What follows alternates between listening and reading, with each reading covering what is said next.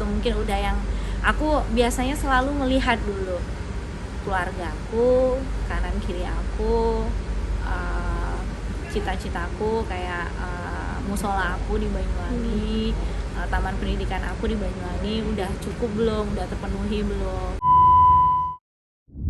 Juga kan kalau misalnya ngelihat dari kesibukan dari Kak Fitri sendiri juga kan masih juga nih manggung-manggung gitu-gitu. Nah untuk sekarang gitu berhubung juga lagi LDRan juga jadi banyak nerima kayak panggilan dari luar kota atau mana, sibukin diri nggak sih Teh? Ya, sebenarnya justru malah pesan dari Mas Hendra tidak usah memaksakan diri. Ya senyamannya aku. Terus habis itu juga jangan terlalu capek gitu. Aku juga masih aktif di dunia nyanyi di Indonesia. Ini juga karena seizin suami juga. Karena Mas Hendra tahu banget kalau nyanyi ini kan passion aku ya. Mas Hendra tahu banget karena kan aku sama Mas Hendra sudah tahu, saling mengenal, sudah bersama selama 18 tahun.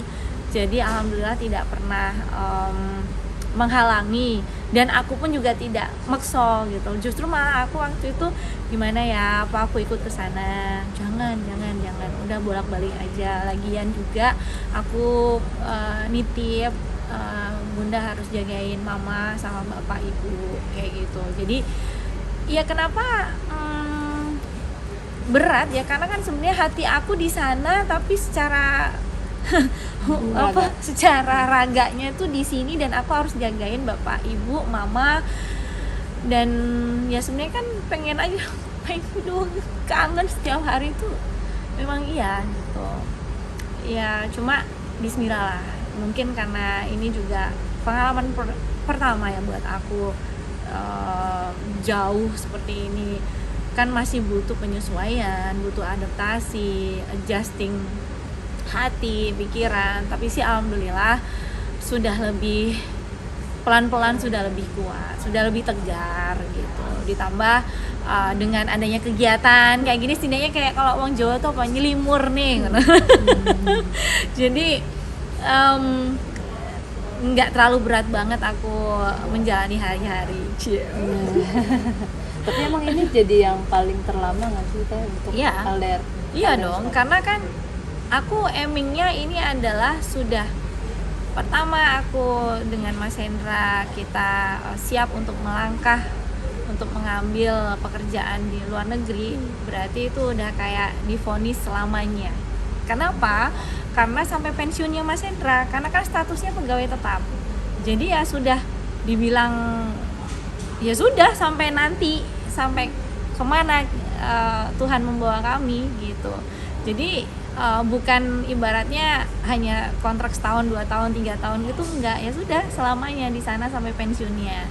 Sampai Mas Hendra atau mungkin kita sudah merasa oke, cukup, yuk kita pulang Indonesia kayak gitu. Jadi banyak sih gitu, berapa tahun di sana, ya selamanya sampai dia pensiun gitu. Jadi itu sih sebenarnya juga yang makanya kalau pikirannya jauh itu makin berat. Tapi aku udahlah, jangan terlalu jauh-jauh dulu, jalanin yang ada dulu gitu. Mungkin ada kayak ini kan mungkin yang terjauh gitu ya, di Oman ya. Terus sempat ada yang kepikiran kayak misalnya setahun sekali ke sana atau sudah malah pengennya Mas Hendra sebulan sekali aku ke sana. Tapi memang ya melihat kondisi. Kalau aku ada luang, terus kan aku juga di sini aku juga harus bertanggung jawab dengan manajemen juga. Tapi aku bersyukur punya manajemen yang juga memberikan banyak ruang buat aku. Jadi aku bisa cuti kapan aja dan berapa lama senyaman aku. Karena aku juga memang dikenal oleh manajemen aku tuh orangnya tanggung jawab. Jadi ketika aku dikasih kerjaan, seberapapun aku jauh, aku pasti pulang. Jadi nggak khawatir gitu. Dan bersyukur sih banyak yang mensupport, mendukung. Yang penting kan itu support sistemnya. Oke. Mau ngomongin masalah gaya hidup juga gitu kan ya. Kan banyak di media online bilangnya kalau seorang pilot harganya itu lebih dari seorang Pak Joko Widodo gitu kan. Apalagi katanya juga kan emang bekerja. gajinya presiden berapa sih guys? Aku nggak ngerti. Kan katanya hampir mungkin ratusan juta dalam sebulan tuh Teh. Tapi Teteh sendiri kan bekerja juga. Untuk gaya hidup tuh kalau Teh Fitri tuh seperti apa? Gini, kalau aku tipenya adalah dengan naiknya taraf hidup, aku berusaha untuk tidak menaikkan gaya hidup. Aku tipenya gitu, karena mungkin orang tua aku tuh mendidik aku untuk selalu sederhana sih ya. Dan aku tuh banyak belajar dari warga Oman. Makanya aku seneng banget ternyata kayak pembelajaran orang tua aku itu ternyata juga di Oman tuh berlaku. Oman itu bisa dibilang negara Arab yang super kaya kan gitu. 1 rial Oman aja tuh 40.000 rupiah. Lebih gede dari dolar Amerika kan. Tapi mereka itu sangat bersahaja, sangat sederhana. Bukan yang hedon, yang bukan seperti Dubai apa yang hedon gitu, malah yang keluar itu enggak. Jadi aku ngerasa bahwa aku kayak di lingkungan yang tepat. Selama ini aku diajarkan untuk dengan naiknya taraf hidup, dengan naiknya rezeki yang Allah titipkan sama aku, kamu jangan lupa gitu, jangan lupa diri, selalu sederhana aja. Dan ya apa sih yang mau dikejar, lagian juga aku tuh senengnya semakin aku dewasa, aiming aku tuh biar lebih dekat sama Tuhan, sama keluarga gitu. Tapi Teh, kan kalau misalnya artis banyak banget yang mungkin tas branded dan mungkin rumah miliaran gitu. Kalau Teteh tuh lebih sukanya kayak gimana sih, uang dialokasikan kemana mungkin? Oke, ya aku kan ada bisnis, jadi aku putar di situ gitu. Terus juga investasinya di rumah gitu, di properti gitu. Ya lebih mikir masa tua sih ya. Kalau masalah kayak tas branded, mobil itu lebih ke kita udah kayak tersier